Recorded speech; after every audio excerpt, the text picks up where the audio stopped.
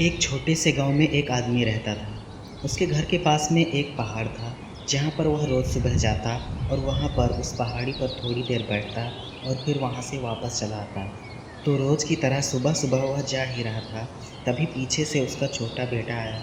उसने आ करके अपने पिता का हाथ पकड़ लिया और कहा कि आज मैं भी आपके साथ चलूँगा।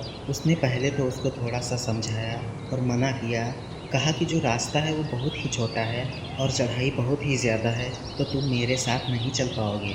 लेकिन फिर जब उस बेटे ने ज़िद करी तो पिता मान गया। वे दोनों पहाड़ पर चढ़ने लगे। पिता ने बेटे का हाथ कस के पकड़ा हुआ था। लेफ्ट साइड में पहाड़ थी और राइट साइड में खाई थी और रास्ता बहुत ही छोटा था।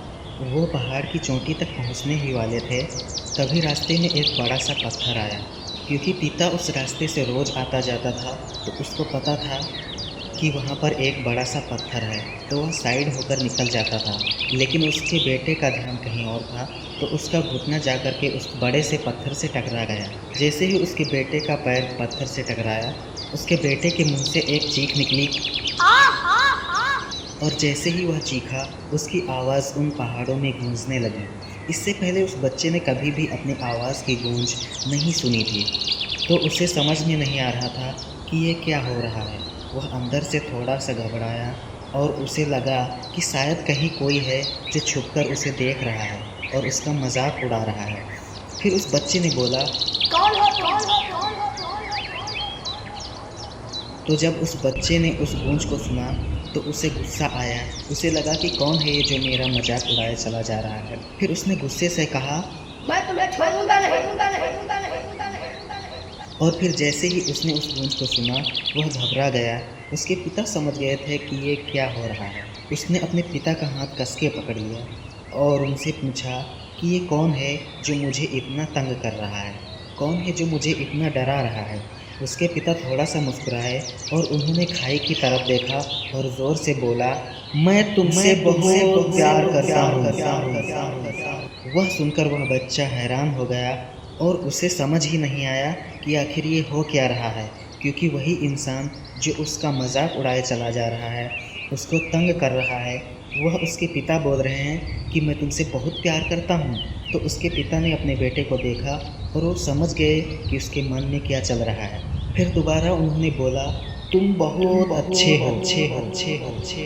और ये सुनकर उसका बेटा थोड़ा सा मुस्कुराया और पूछा अपने पिता से कि ये क्या हो रहा है।